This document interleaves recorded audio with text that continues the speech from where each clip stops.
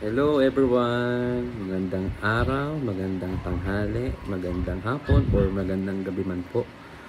Kung anong oras man po dumating sa inyo ang video na to, ay una po sa lahat ay nagpapasalamat po tayo sa Diyos dahil ngayong araw na to ay very important na araw dahil ito po ay March 15, 2024 na ako po ay nagdiriwang po ng aking ika-38 years sa mundong ito, at tayo po ay binigyan pa ng Diyos ng mabuting pagkakataon na tayo po ay muli pong binigyan ng lakas at magagawa upang tayo po ay makagawa pa rin ng kanyang kalooban. Maraming salamat po sa Diyos dahil nandyan pa rin kayo mga kakulitan, sa mga followers natin dyan, mga subscribers natin mula sa FB, sa YouTube, sa TikTok o saan naman pong social media na mapapanood nyo po itong simple birthday message ko po ngayong araw na to. Kaya sana po, kahit man lang sa short na video na to ay maiparating ko sa inyo aking kagalakan dahil syempre hindi naman po tayo pabata kundi tayo po ay going old gracefully, sabi nga nila. Kaya ako po ay 30 years old, 38 years, pero sa akin naman, sa aking pakiramdam parang yun pa rin naman. Kung ano naman po yung nararamdaman ko po ngayon is halos the same pa rin. Pero syempre yung ating pong lupang katawan is marami na rin po mga pagbabago gaya po niyan. Hindi naman po tayo pakinis kundi lalo pang pakinis. Joke lang.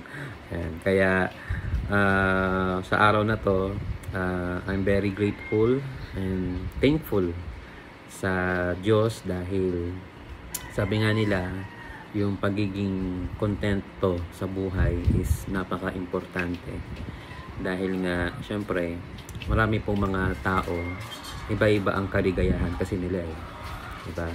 Pero sa aking kalooban, kung ano man po yung aking natatamasa ngayon, kung ano man po yung meron po sa atin, yun po ay ating pong ipinagpapasalamat dahil syempre sa ngayon kasi marami po mga tao po ngayon na umiiral na talagang ang gusto is syempre yung kung ano yung matamasang buhay, kung ano yung maginhawa, kung ano yung masarap sa pakiramdam. Yun po yung gusto po ng mga tao po ngayon.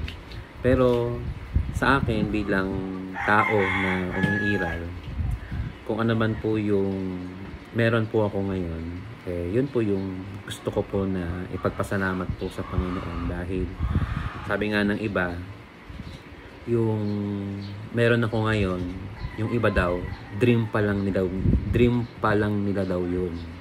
Diba? Yun nga po yun. Pero sila po ay maligaya pa rin naman. Diba?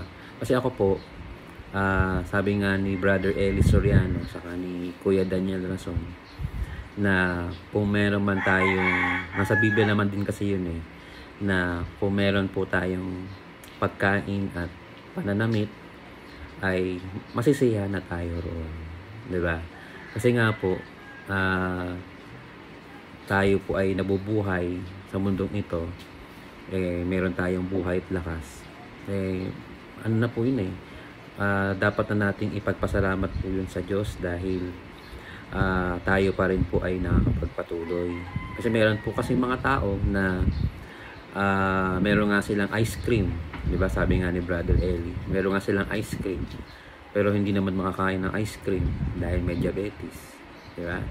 Pero awa naman ng Diyos, anytime na kahit mahirap or kahit meron tayong mga dinaranas sa buhay, anytime naman na tayo ay kumita, meron tayong mabibiling ice cream at anytime pero tayong kumain ng ice cream. Diba? Yun yung ibig kong sabihin. Ngayon, meron naman na maraming pera, pero marami namang sakit. Diba? Na, for example, may mga tao hindi makadumi ng normal. Pero tayo naman kung mga normal, nakakadumi ng maayos. Yun po, dapat din natin ipagpasalamat sa Diyos. Meron naman,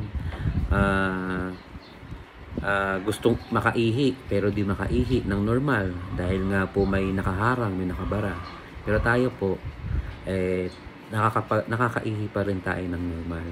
Yun po yung gusto ko pong iparating sa inyo na kung meron man tayong mga dinaranas sa buhay na ito na mga pagsupok or ano man po na dumarating sa ating mga buhay, siguro yun po yung gusto ng Diyos na mangyari po sa atin.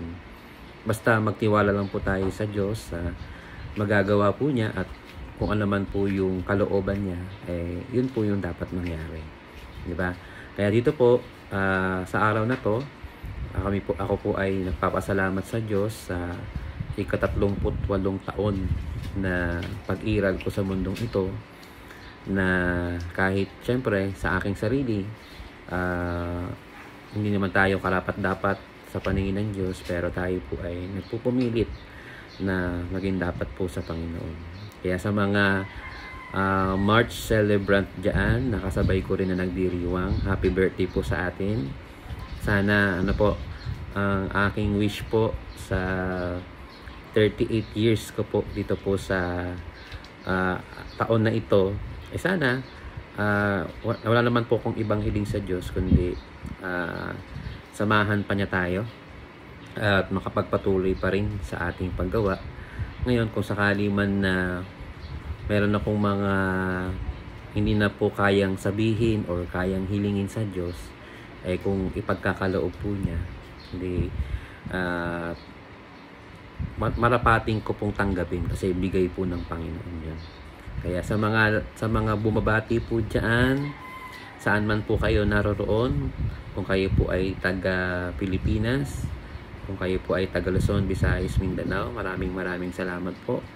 At kung kayo man po ay nasa abroad, magandang araw po sa inyo dyan, kung gabi man dyan o umaga. Maraming salamat po sa inyo pong mga best wishes po sa akin. Sana, ang amin lang pong request, sana patuloy nyo po kaming suportahan sa pamamagitan po ng mga panonood po ng ating pong mga videos, ng mga vlogs natin, sa mga pictures, no, mga updates. Bagamat yung mga nakaraang taon medyo na-busy po tayo, pero ngayon medyo nagbabalik po tayo sa pagbablog para naman magkaroon po kayo ng update. Kasi po ang gusto po kasi namin every time na magbablog po kami is mapulutan po ninyo ng aral. Bagamat may mga ilan naman na mga vlogs na more on personal matters, kung ano man po yung ginagawa ko or something man, mapanood nyo. Kasi syempre yung iba sa atin, kaya naman po nandito dahil nakapanood po ng paglabas namin sa TV. Ngayon, nagbigay po ng inspirasyon po sa kanila, kaya po sila nandito po ngayon at nagiging aktibong followers natin. Maging sa mga maging sa mga followers natin diyan na hindi man sila active sa comment, sila po ay silent followers natin. Maraming salamat po sa inyo, sa inyo pong mga pagsuporta po sa amin. And then at the same time, sa family ko na sumusuporta, kay Sandra Lane, yan, doon sa ating mga nandito po, maraming salamat po na lagi kayo nari. Abangan nyo po palagi yung mga vlogs namin para sakali man po na kayo po ay makakapanood, kasi meron po kaming mga ibang mga vlogs na nakahanda para naman po makapagbigay ng inspirasyon. God willing nga po, kung loloobin po ng Diyos, kung loloobin niya, makagawa pa rin tayo ng marami pang mga vlogs na mga kapupulutan po ng mga aral, lalo na po yung mga questions ninyo patungkol po sa may mga trending kasing mga videos na minsan may mga pinapasagot sa atin. Ano bang masasabi natin doon? Siguro kung God willing, magawan din natin ng komento, ng reaction para naman ano ba yung mga insight natin sa mga ganong mga tao. Kaya sana po, maraming salamat po sa inyong mga pagbati.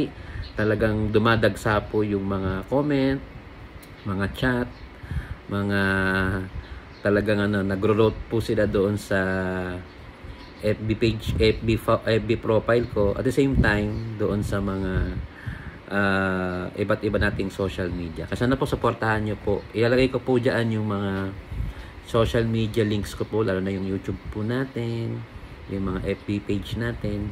Sana po supportahan nyo po siya. Okay po? Kaya maraming salamat po. At sana magkita-kita tayo palagi sa mga bagong vlogs natin. Maraming salamat po. God bless po sa inyo. At mahal po namin kayo sa tunay na kahulugan ng salita. Bye-bye!